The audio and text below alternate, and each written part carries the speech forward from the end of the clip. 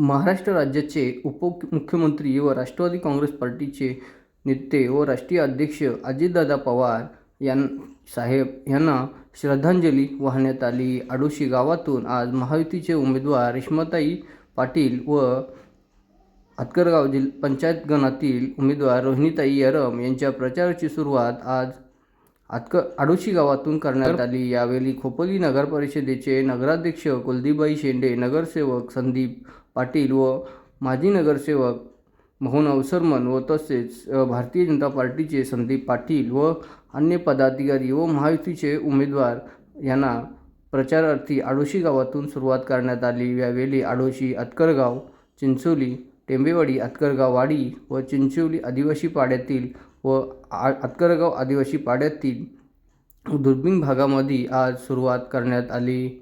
यावेळी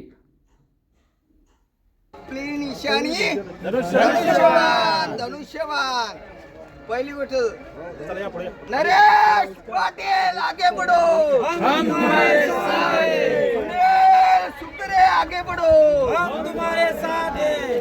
संदीप पाटील आगे बढ़ो, हम तुम्हारे साथ हैं। कार्यकर्त्यांनी जयघोष करत प्रचाराची सुरुवात मोठ्या उत्साहामध्ये करण्यात आली व 200-300हून अधिक आज पदाधिकारी या आतकरगाव जिल्हा परिषद व आतकरगाव पंचायत गणमध्ये प्रचारार्थी उपस्थित होते।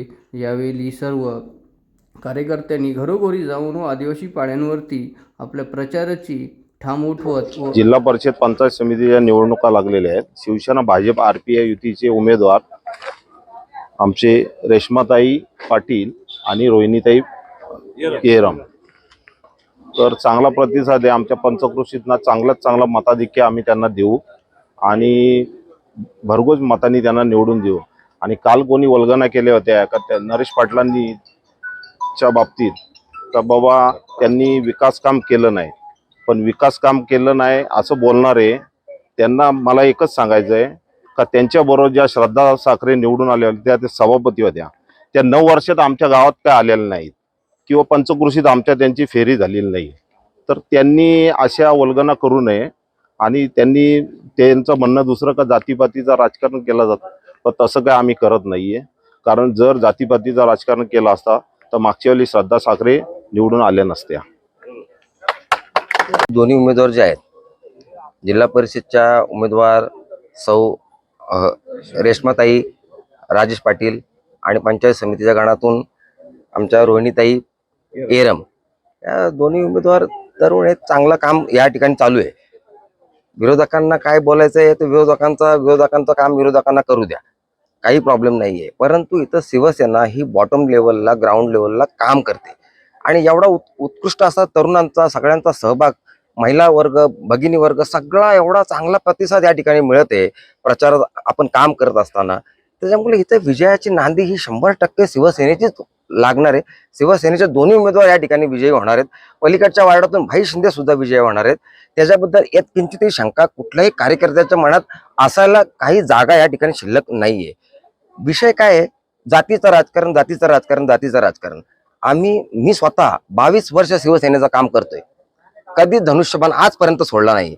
आम्ही कधी जात पात, कधी धर्म कधी बघितलाच नाहीये। शिवसेनेने जो उमेदवार दिला त्या उमेदवाराला आम्ही मदत या ठिकाणी केलेली आहे आणि त्या उमेदवाराच्या मागे आम्ही या ठिकाणी राहिलेलो, ठामपणे राहिलो आणि त्याला निवडून आणण्यासाठी आम्ही प्रयत्न केलेला आहे, सर्व शिवसैनिकांनी प्रयत्न केलेला आहे। त्यामुळे या ठिकाणी मी तुम्हाला निश्चित सांगतो की शिवसेनेचा विजय हा निश्चित आहे।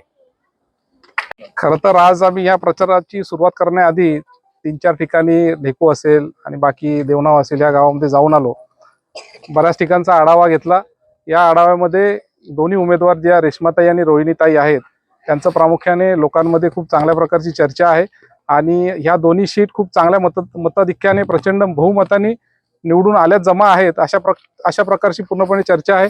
त्याचबरोबर आता आम्ही फिरताना ताईंच्याबरोबर प्रचारात फिरताना सुद्धा दोन्ही ताईंना खूप चांगल्या प्रकारचा प्रतिसाद प्रचारात मिळत आहे। त्यामुळे या दोन्ही आणि आमच्या बाजूच्या ह्याच्यामध्ये सर्व शिवसेनेचे उमेदवार प्रचंड बहुमताने निवडून येतील अशी मला अपेक्षा वाटते।